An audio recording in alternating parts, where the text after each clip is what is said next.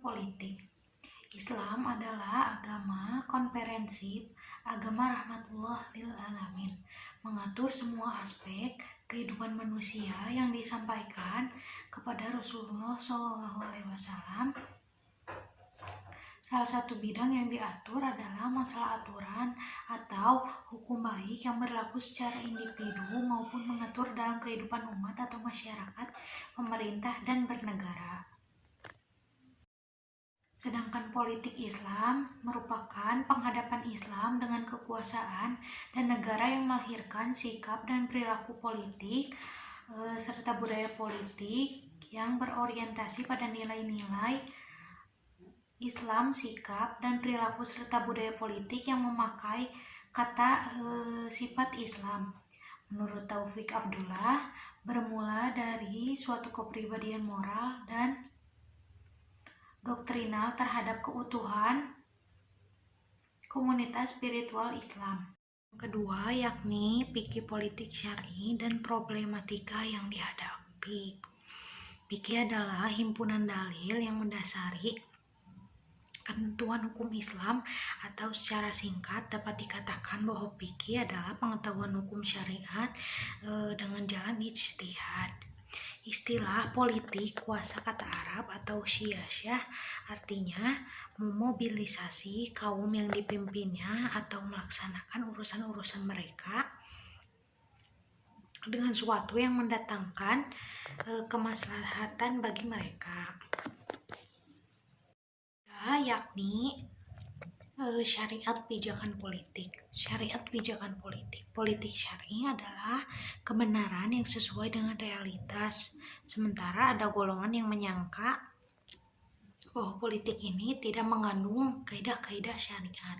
Sesungguhnya politik itu tidak menyimpang dan tidak bertentangan dengan risalah yang dibawa oleh Rasulullah SAW. Politik syar'i adalah kebenaran yang sesuai dengan realitas.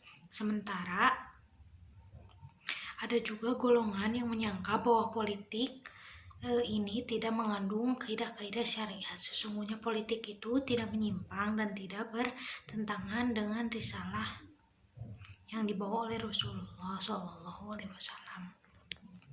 Sedangkan pandangan menurut ulama, politik syar'i yakni memiliki dua makna. Yang pertama yakni sebagai makna secara umumnya, yaitu urusan pengaturan manusia dengan urusan dunia mereka, yaitu unsur dalam kehidupan bermasyarakat dan bernegara.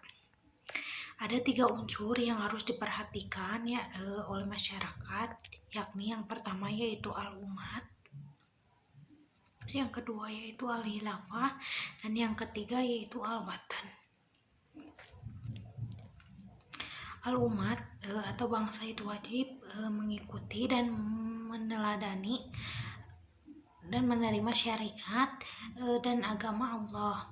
Bila bangsa tersebut menerima kerasulan Muhammad SAW sebagai nabi, mengikuti dan meneladaninya, maka seluruh masyarakat wajib menjadi satu umat.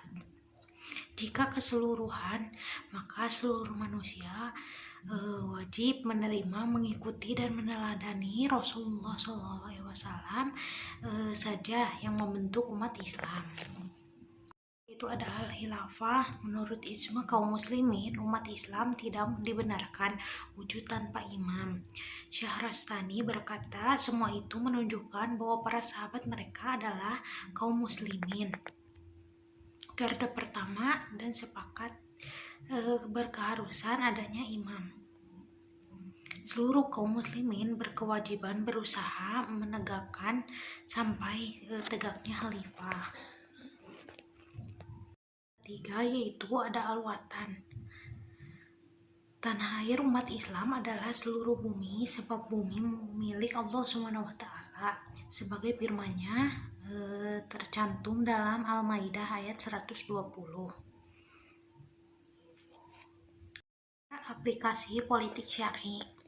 Dalam perbincangan politik syar'i terpanjang dari akidah berpegang kepada syariat dan didoping oleh nilai-nilai moralitas yang berdiri atas asas dan tiang-tiang penting yang terangkum secara global dan universal, yakni ada fikih nas atau dalam perspektif Islam, yakni Qaradawi menyebutkan dalam penelitiannya seputar tujuan syariat, menyebutkan bahwa ada 3 aliran yang masing-masing memiliki pandangan tersendiri dalam kaitan kehidupan politik dan bernegara, yaitu yang pertama yaitu aliran yang memahami nas-nas politikularistik, yang kedua yakni aliran yang bertolak belakang dengan aliran Ajariyah, dan yang ketiga yakni aliran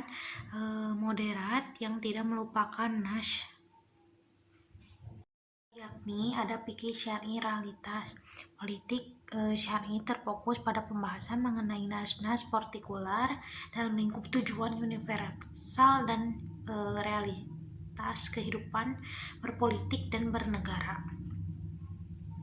Fikih ini memberikan hukum-hukum yang benar kepada seorang peneliti mengenai justifikasi terhadap sesuatu adalah cabang pemikirannya, yakni ada fikih perbandingan. Dalam kehidupan modern, fikih yang sangat dibutuhkan manusia dalam kehidupan mereka pada zaman sekarang ini, yakni banyak campur baurnya permasalahan kehidupan politik dan bernegara yang sulit menemukan kebaikan murni atau kewajiban murni, tetapi keduanya bercampur seperti bercampurnya garam dan air. Jenis fikih yang sangat memerlukan perbandingan adalah fikih politik syar'i, sebab banyaknya kesempatan seseorang memimpin berada di depan dua perkara yang menghalalkan keduanya, yang mengakibatkan sesuatu yang pahit. Dalam banyak kesempatan pula seorang pemimpin mendapatkan kemaslahatan yang saling bertentangan. Kesimpulannya, yakni politik Islam merupakan penghadapan Islam dengan kekuasaan dan negara yang melahirkan sikap serta perilaku politik serta budaya politik yang berorientasi pada nilai-nilai Islam. Ada 2 hal yang bersifat kontradiktif dalam konteks hubungan politik antara Islam dan negara di negara-negara Muslim atau negara yang berpenduduk mayoritas Islam, seperti di Indonesia. Kedua hal tersebut yakni yang pertama posisi Islam yang menonjol karena kedudukannya, dan yang kedua yakni sekalipun dominannya Islam hanya berperan marginal dalam wilayah kehidupan politik dan bernegara yang bersangkutan.